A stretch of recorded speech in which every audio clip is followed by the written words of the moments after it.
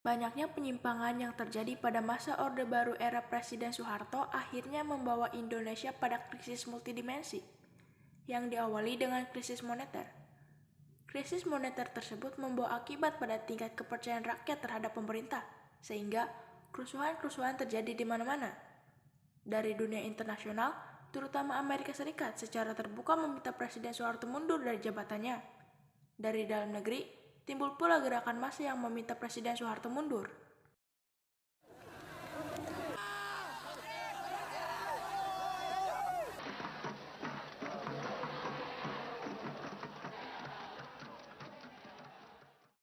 Tekanan dari massa mencapai puncaknya ketika kurang lebih 15.000 mahasiswa mengambil alih gedung DPR MPR yang otomatis melumpuhkan politik nasional. Banyak cara yang dilakukan Soeharto untuk tetap mempertahankan kursi kepresidenan, tapi pemberontakan oleh mahasiswa membuat Soeharto tidak punya pilihan lain kecuali mundur.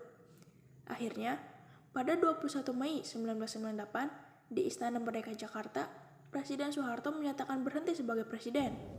Saya memutuskan untuk menyatakan berhenti dari jabatan saya sebagai Presiden Republik Indonesia terhitung sejak saya bacakan pernyataan ini pada hari ini, Kamis 21 Mei 1998,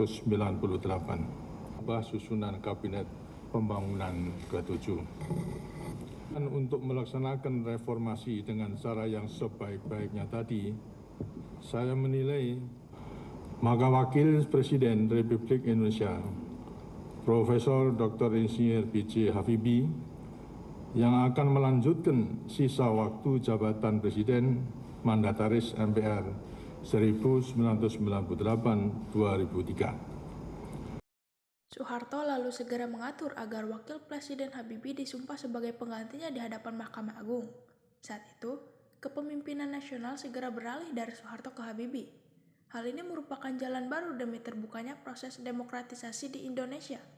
Sebelum memangku jabatan presiden, saya akan melaksanakan kewajiban konstitusional saya, ialah mengucapkan sumpah sesuai dengan agama yang saya anut. Dalam masa pemerintahan Presiden Habibie inilah muncul indikator pelaksanaan demokrasi di Indonesia, seperti diberikannya ruang kebebasan pers sebagai ruang publik untuk berpartisipasi dalam berbangsa dan bernegara, serta diberlakukannya sistem multipartai dalam pemilu tahun 1999. Dua hal yang dilakukan Presiden Habibie di atas merupakan fondasi yang kuat bagi pelaksanaan demokrasi di Indonesia pada masa selanjutnya. Demokrasi yang diterapkan negara kita pada era reformasi ini adalah demokrasi Pancasila.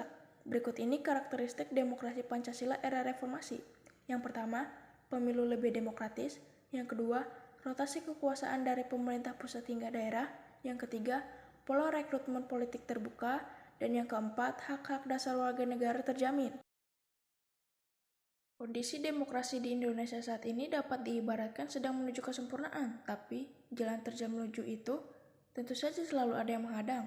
Tugas kita adalah mengawal demokrasi ini supaya teraplikasikan dalam seluruh aspek kehidupan.